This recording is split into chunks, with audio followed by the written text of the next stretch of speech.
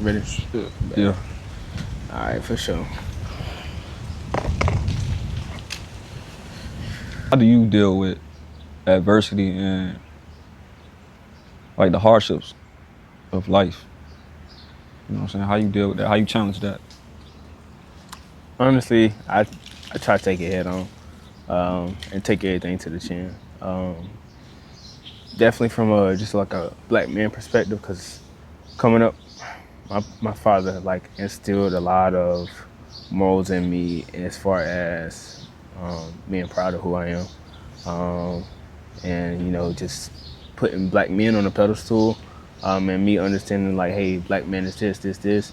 Um, and like when you see the skin, like you see strength, like walking, keep your head up and all that other stuff. So it kind of enabled me or equipped me to be able to kind of face those situations and be able to navigate through spaces, whether it be like at work where it might be somebody operating based on their biases and navigating or speaking with me a certain way just because of the color of my skin, or whether it may be somebody in the grocery store, or whatever the struggle may be. I do understand the consequences of me being a black man and me reacting a certain way. So understanding, hey, like, if I behave this way or if I respond this way, it could go completely left, just based on my response. And so just kind of tailoring it that way. It's definitely a lot of thought goes into it, a lot of thought that goes into it.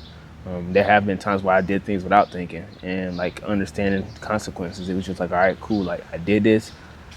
This is what came with it. Like I can't gripe about it. Like let's just keep moving forward. So that was one of the biggest things. Is just kind of understanding like, hey, who I am, how I'm perceived, not just based on like, me needing that validation of how people perceive me, but like how the world could potentially perceive me. And then like just action, reaction, and things of that nature. So like, what about you? I think for us, like it's like we're living under a microscope. Like everything we do is like monitored. You know what I'm saying? We can't. I feel like there's people out there that's waiting for us to fuck up, and it's like I don't know. You gotta be disciplined. You can't really like react in a way somebody call you out your name or somebody try to do this and that.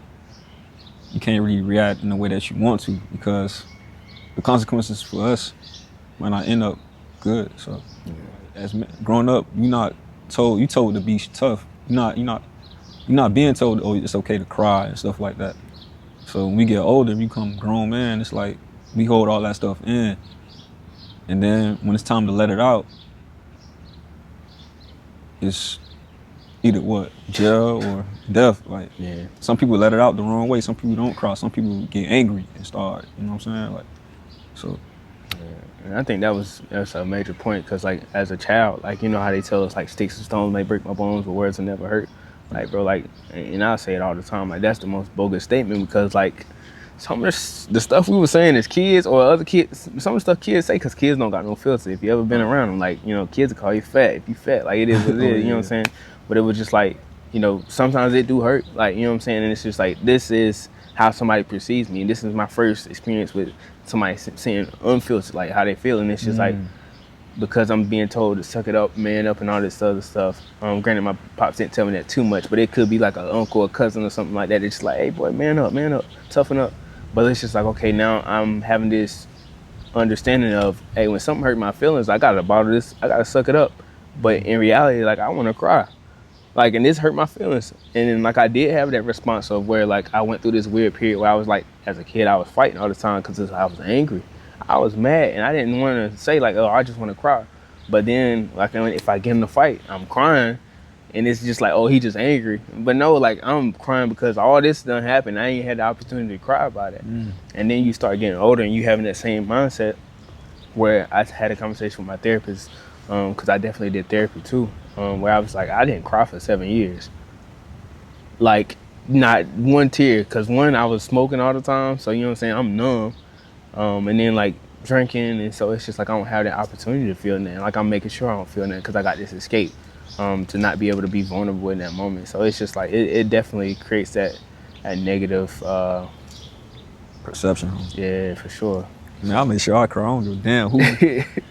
Cause like, bro, it feels good after you cry, you release all that them chemicals, like it feels good. Like you feel good physically. Like you like damn, like you feel like you got the weight off your shoulders.